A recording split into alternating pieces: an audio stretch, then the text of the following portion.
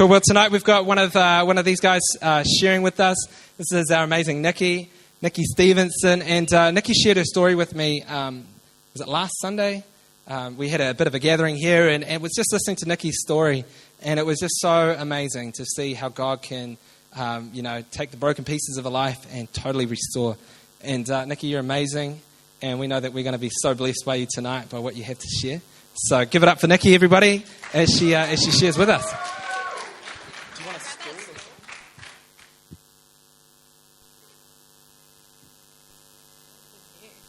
Sorry, I'm a bit lazy.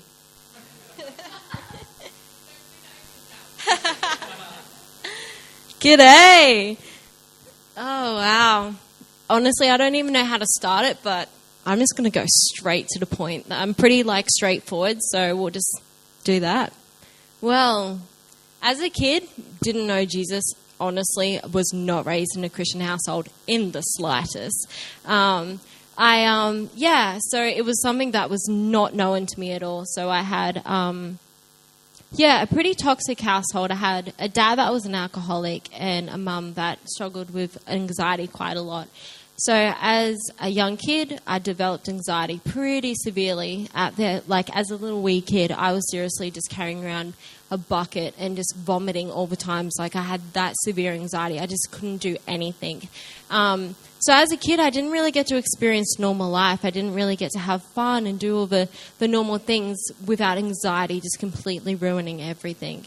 And at that time, I was living in a household to me that was quite stressful, and I was constantly anxious because there was tension all the time. And then also there was situations where I would see my dad passed out on the ground and people putting him to bed. And I had noticed from a young age my household wasn't normal. I didn't really have, that kind of love that people had felt from their dad where, as a kid you have your dad there for you and supporting you. But in fact, it was like the complete opposite. And we had a lot of tension. And so from that, I had noticed, I felt really neglected. And so from that, I also went to primary school and was getting bullied because I had so much anxiety. And so much to the point that I actually started at a young age having suicidal thoughts. And it was just starting to consume. And at that time, it was thoughts and I was fighting it. But then at the age of 11, I couldn't handle it anymore and actually attempted suicide. Which is so sad for an 11-year-old. And then, so suicide became the main assignment over my life. The minute I reached high school, I was hanging out with a bunch of kids where we were just doing drugs, hanging out with gangs. We were just doing dangerous things on the streets. And I just genuinely just had this thing inside of me where I just did not care. I had no care in the world about my life. I just genuinely just wanted to die. I was miserable, and I would do anything I could just to distract myself and just continue just waiting until the day would come. And so drugs and alcohol, I was rocking up to school drunk. I was self-harming, and to the point that I then started developing an eating disorder to the point that it actually led me to be hospitalized. I actually had to live in a wheelchair for a little bit because I was so skinny. I actually lost the function of my muscles and I needed to be fed through a tube. And so as this chaos was going around, my household was just so miserable and so hard. And then I was going to high school and I was being such a rat bag and just so naughty.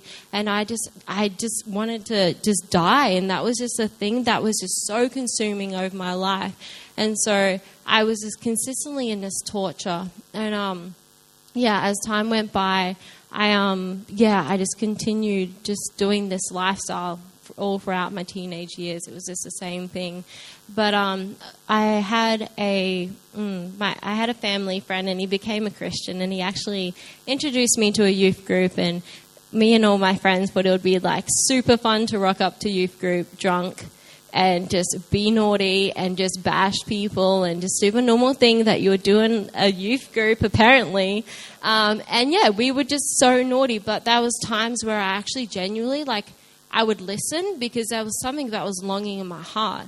I was just so heartbroken, and I could see this joy in people's lives. And I was like, honestly, what do they have? Because they're not even doing half of the things that I've tried in the world, and they seem a whole lot more happier.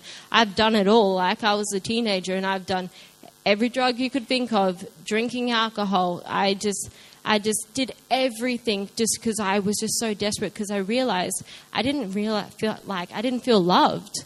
And that was like the main thing that I think that I was trying to find.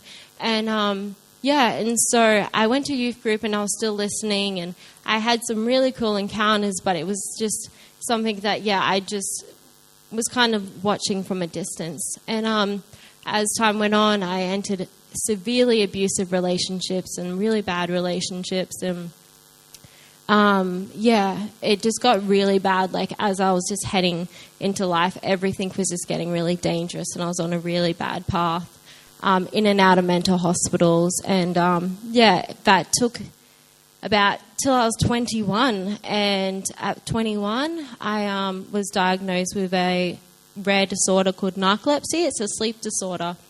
And, I literally just sleep all the time. So I'd be awake for like 3 hours a day, honestly. Like, just to make a sandwich, I would just have to like get out of bed, walk to the kitchen and sleep for like 2 hours, and then just make a sandwich. Like, I just had no life at all. So I was like, wow, like, I just genuinely hate my life so much. From a young age, I was raised with an alcoholic dad. I felt so unloved. I've been bullied. Every suicide attempt I've failed. I'm miserable. I'm smoking all the time. I'm doing drugs. Nothing's fixing this. I'm so miserable. And now I have this. And then also I had a heart issue because of the anorexia that damaged my body. And I remember an old family friend, and he messaged me, and he was just like telling me about God in this whole new way. And I was just like, what do you mean you can hear God? Like, what do you mean that he can heal you? And it was just so crazy, because it was just something I hadn't heard, because I kind of thought God was like this genie. Like, you just kind of just like send this prayer request and just go cheers, and then like just continue on. But he was just talking about it in a whole new way, where like God's like your friend, which is just so wild. And from that, it really, really intrigued me, because our heart was created by God. Like, we actually were created, so it's a natural instinct to be like, wow, that seems so relatable to something. And from that, I actually got prayed for my narcolepsy, to the point that I actually got radically healed. Within the next few days, I was waking up like every morning just earlier and earlier, to the point like I remember I got to see my first sunrise in like years, and it was like so exciting. I remember like when I went to go to work, because I seriously would be awake in like the afternoon, and I remember I finally got to go to work because I was able to do morning jobs, and I was like driving, and it's like everyone's so miserable, going to school, going to work, just driving, and I'm like driving with this beaming face, blasting music like a tourist, like stopping in my own hometown, taking photos of sunrises, and I'm like, look at me, I'm going to work at 6:30, and it was like the best feeling.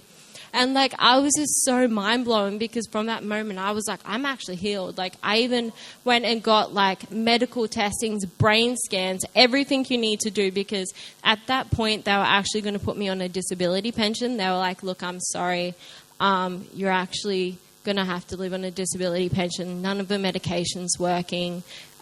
We don't have much treatment, and this is just going to be your life. You'll probably need a carer. And then just to hear that I got like radically healed, and that they even said that there was not one sign of narcolepsy on my medical test, that they removed it off my driver's license. Like, I almost lost everything, like my driver's license, my job, everything from it. And I was like, whoa, this God must be real. Which is like just so wild, because from that moment I then started going to church, and then I then had healing from narcolepsy. I then had healing from the heart issue I had. I never had anxiety or anxious thoughts, and every suicidal thought just completely broke off.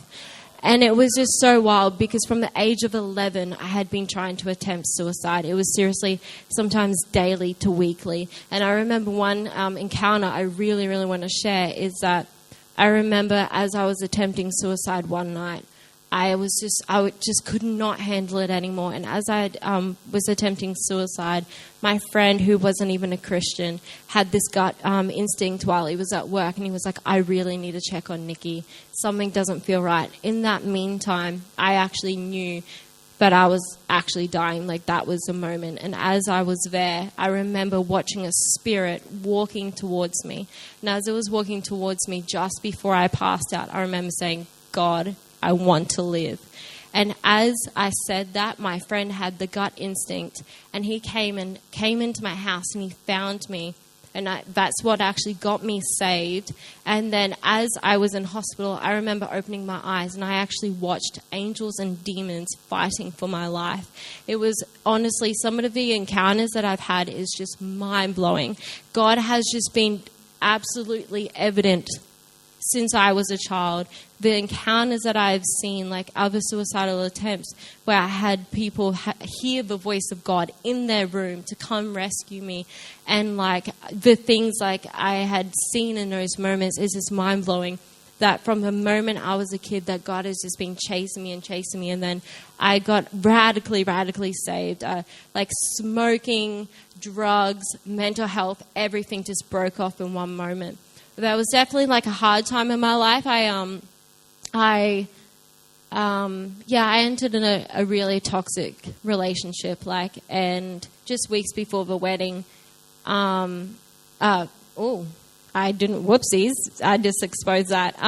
No, but there's no wedding. But just weeks before a wedding, we were planning a wedding. I was engaged, and we broke it off, and it actually destroyed me and ruined me. And so I had a small relapse moment, but from that, it actually led me to go to this DTS. And from this DTS, I got absolutely rocked. So, it was just crazy because, obviously, living a life I was just self-destructive, so self-destructive, encountering God in such a beautiful, mighty way where there is no way I can deny God. He has just proved himself that he is real, and he is loving and he is kind. There is no way I could ever deny God. He has completely healed me. He has removed, from lifelong mental illness, just like that, complete freedom in my mind. And then one story I really want to share on DTS is the day I got baptized. Some of the guys here got to witness it. It was rad. So I got baptized, and is there a photo up? Check me out. You can obviously see the freedom in that. Oh, thank you, Jesus. Yeah, as I got baptized, I got out of the water, and wow, I had people praying for me, and I stood there, and as people were praying for me, I completely fell to the ground. I could barely stand, and the presence of God was so strong. I can't explain it, but it was just how do you explain God? Wow. It's like I had fire and just electricity, and I fell to the ground, and God was like, I want you to go somewhere private with me. And then I managed to be able to move literally to there. I couldn't move. And for 2 hours, I was uncontrollably shaking, and I was encountering God in something that was just so supernatural. I can't even explain it. And as I was laying there, I could actually feel God just so closely on me. And as I opened my eyes, I could see angels all surrounding me, and then I could feel God just over me, and he just kept saying, I love you, I love you, I love you. Which is actually so life-changing, because living a life not feeling loved and actually realizing that moment you're loved, it changes everything. Once you know you're loved, that changes everything. When you know you're loved, you lived healed, you lived free. And from that moment, it completely just changed me, because I realized it was no longer head knowledge, but it was a heart knowledge. I realized that I was genuinely loved. And from that moment, from 2 hours, just actually feeling love, real love, the love that we were created to feel, I just was never the same. I've never been the same from that day. And God had been showing me and speaking to me about what it means to be a new creation, because everything in my past, people could say, oh, Nikki, you will always be a drug addict. You will always be an alcoholic. You will always be a mental health victim. But God is saying otherwise. In the Bible, it says that we're a new creation, that we are brand new, that we were taken out of the kingdom of darkness into the kingdom of light, and that we can actually live from this place. And he was clear with me. He said, Nikki, why do you keep going to the grave? He gave me a very vivid vision where I would go to the grave, grab my dead body and shake it and be like, speak. And he's like, why do you keep going to something that died? Just like I got resurrected and I went out of that tomb, it's the same with you and it's the same with everyone else who is a believer, that we are completely brand new. Everything has no authority over you anymore. I do not have any strongholds over me anymore. I am completely free. The debt is completely cancelled, and that is just something that God has just been teaching me, that I no longer have to live from a sin-conscious mindset. I don't have to constantly be like, oh, I need to do this checklist, and I need to do this and this and this and this, and constantly be so focused, because when you focus on it, you walk towards it. But if you actually live from a place of a mindset that I'm righteous with God and that I'm loved, you will live like that, and that will just naturally flow out, because God has actually invited us into a friendship, and we are actually completely righteous with him. And I feel like God has just been absolutely just grieving my heart in the best way, in the sense of saying, what would it look like if the body of Christ, like friends of God, people who know God, if they knew what they have in me? Because I have been given a brand new spirit, a brand new heart, and I actually, because originally I had a heart that was orphaned. It knew it was neglected. It knew trauma, it knew pain, it knew everything that the world completely has to offer. But now this heart feels so loved, as if it's never been neglected. This mind, I seriously enjoy my mind. It is so fun. My mind used to be so miserable. It was the most torturing thing you could ever think of. And now it is so mind-freeing. Mind-freeing? Is that a word? Mind-freeing. It was just... It's enjoyable. Like, honestly, I'm like a child in things. Like, I see a bird, all my little homies in Nelson will know, but, like, and whenever I see a bird, I'm, like, running around where I'm like, oh, my gosh, a bird. Like, it's just, like, this thankfulness, because I'm free, man. I am happy and I am joyful. I don't have to live every day wanting to die. In fact, I'm like, oh, my gosh, I'm alive. This is the best thing ever. I live so thankful every day. And it's just something that God has just been speaking to me that is so true for each and one of you, is that the past doesn't actually have a stronghold anymore. You don't have to live from that anymore. You actually genuinely don't have to have that dictate your future anymore. It can actually end tonight. By faith, actually believing that it is done. You do not have to live from that place anymore. You don't have to live from a victim mentality. You don't have to be victims of your past anymore. And that's something that God has been teaching me, and it's so available. But you don't have to live from that place. You are right with God. You are actually loved. And God can do something in your heart as if you have never been hurt, that you have been so freed. You can be completely transformed. If God can completely restore my mind and set me free from years of drug addiction, suicidal thoughts, depression, neglect, abandonment, he can completely do it with you.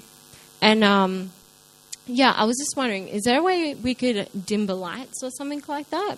Just to set the atmosphere. If not, that is totally fine. But I just really encourage you. Tonight, I really, by faith, want you guys to really declare that these things no longer have a stronghold on you, and that you are actually right with God.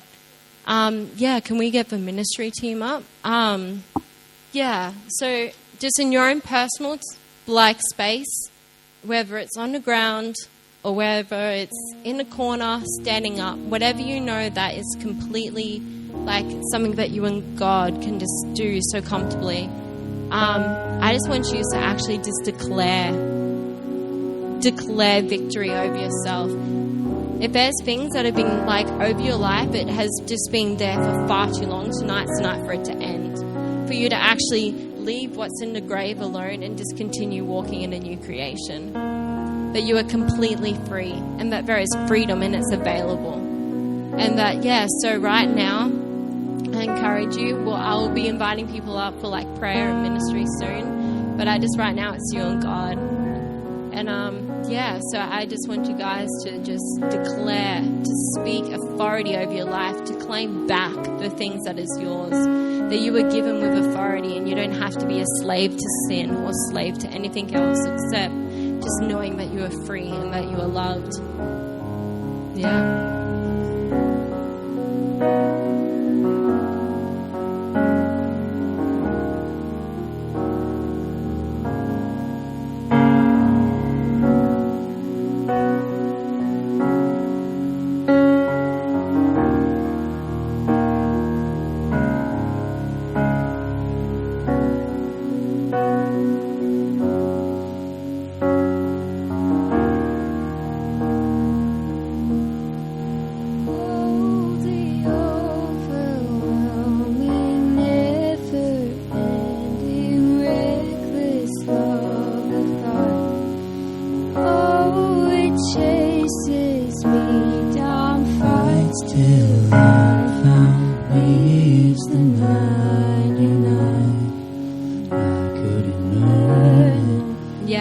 If anyone feels to come up, but if anyone wants prayer, if anyone wants to give our heart to God, and when we say give our heart to God, it just means, hey God, I've tried to do this life. I need you. Can you please show me that you're real? Please show me what's available. Please show me what this thing that Nikki's talking about. Just approach someone and just ask how it looks, what to do. Because, it's just a simple yes, God.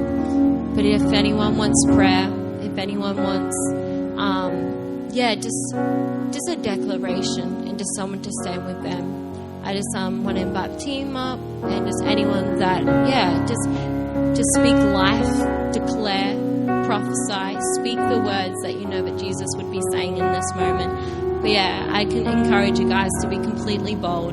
Tonight's the night to have full victory, full freedom, to completely walk into the new and not live from the old anymore. So I invite you guys up, be completely bold. It's time for freedom.